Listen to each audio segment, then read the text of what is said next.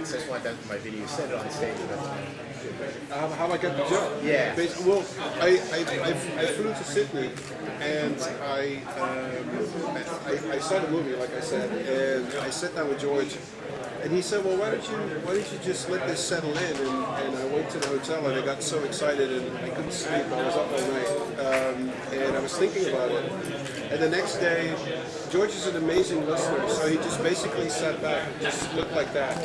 And I talked for 3 hours straight what I thought the concept needed to be for the film, but then he shook my hand and he said, I want you to be the composer of this film. Is that intimidating to sit back like that? He's the sweetest guy you ever meet. But he's impressive to see. He's a tall guy, he's like 6 foot or something, and he's a big guy, and he's like, yeah, I mean, but then after that, now I can say we became friends, and it's really nice.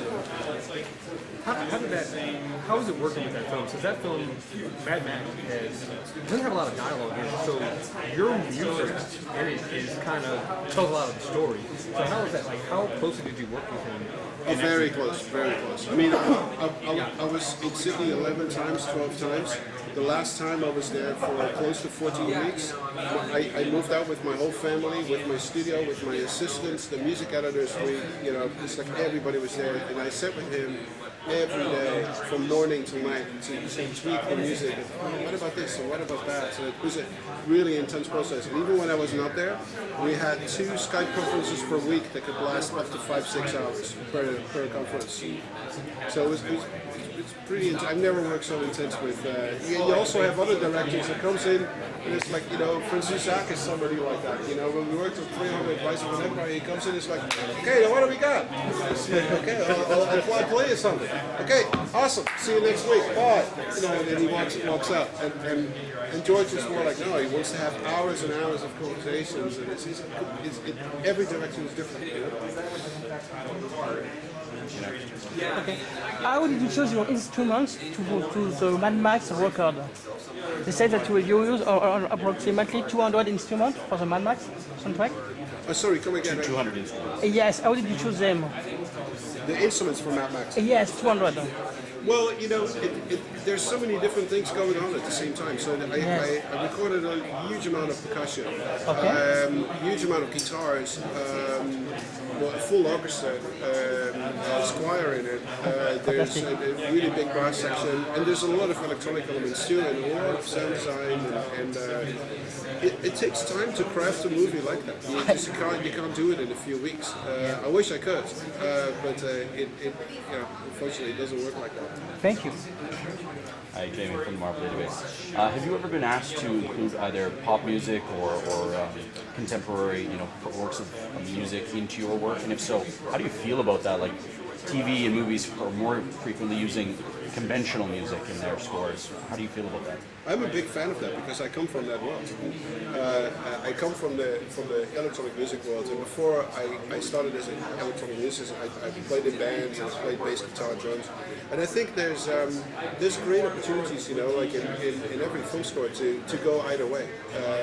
You would probably never hear from me a full orchestral score in its own. There's always like other stuff going on at the same time, and especially on movies, there's a great opportunity. I think Divergent is a very good example where there was a lot of licensed music, and what I did with the score was to bridge all these licensed music tracks together, but in an original way. So when you watch the movie, you didn't feel like, oh, there's the licensed track. Oh, now we go back to full orchestra. Oh, okay, there's the licensed track. Now we go back to orchestra. It's like it needed to feel like a seamless experience.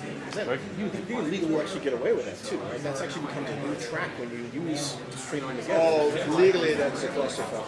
Yeah, I go through that on YouTube. That's no, but I mean, I worked with Hans Zimmer on Megamind, and the ending of Megamind had I did a remix of Michael Jackson's Bad, and the studio loved it, and then the family saw it, and it's like, that's not going to happen.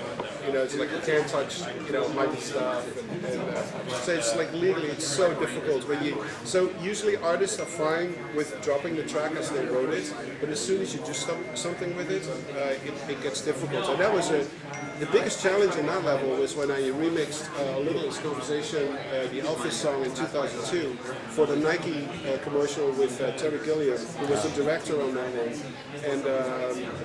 and eventually we made it work, and then the track came out and it became a worldwide hit in 34 countries, and it was a great success. But to get past the legal battle on that thing was ridiculous. Can you explain the name Junkie XL and who is an artist right now that you would like to work with, just in general? The name Junkie XL, my friends in my teens already called me Junkie, and it was not because I was snorting coke, but I was like spending so much time with my instruments in the studio. It's like, Junkie, come on, we gotta get a beer, come on, let's go. And the XL stands for expanding limits and just be really open-minded, you know, not only musically but in life, you know, just like in general. Just, you know, I think America can need a little bit more of that, you know, just like expanding limits, just open up. It's like it's a new country, new. What? Who's an artist? So this is the best part. I love the internet. I love listening to music on Twitter and YouTube, but I always forget who it is. You know, so I go to all these things that I love to follow, like Krautrock and Pitchfork, and you know, there's all these really amazing like blog sites and for music, and then just click on it. It's like, man, that was an amazing track. Oh, was it there? Wait a minute. You're just like scrolling down, and then by the time you know you find it again, you already forgot about it. So that for me is like a downside, but. And there's so much fantastic music, and sometimes I shoot myself, you know, just like, oh, I should have written down who that guy was, because I love to, you know. I recently discovered an artist who actually lives in the Valley in Los Angeles, and he's this guy who is like 60 years old or something, and he's a welder, and he welds his own steel guitars, and he made a bass steel guitar that is like out of control. And I'm gonna talk to this guy. Like, I mean, he makes records, and he does like. It's like a hobby, not a business. No, it's a business. It's a business. So he's a welder, and he welds really weird objects, and then he plays them with a bow, and he plays them with hammers and stuff. And his name is Chas Smith, and he made this album called Aluminum Overcast, and it's just mind blowing when you hear that. So, but I mean, that's like so out there, and it's like, oh, I love to work on something like. Well, I mean, like when you look at a film like Mad Max, you hear how engaging that is and how it carries you throughout the film. I just wonder, like, so this guy who made this amazing soundtrack, what does he listen to? What does he look for? Oh, I mean, listen. I mean, I grew up. I grew up listening to the Who and Pink Floyd, and in the '80s it was all about punk music and the early electronic music that started. And then I started playing in industrial metal bands, and in the '90s for me it was all about like especially it was a typical metal sound, you know, that I really liked, like Sepultura and Machine Head and Fear Factory, and I worked a lot with these bands too eventually. But I mean, a lot of these riffs in this movie, I mean, it's like an homage to like Sepultura roots.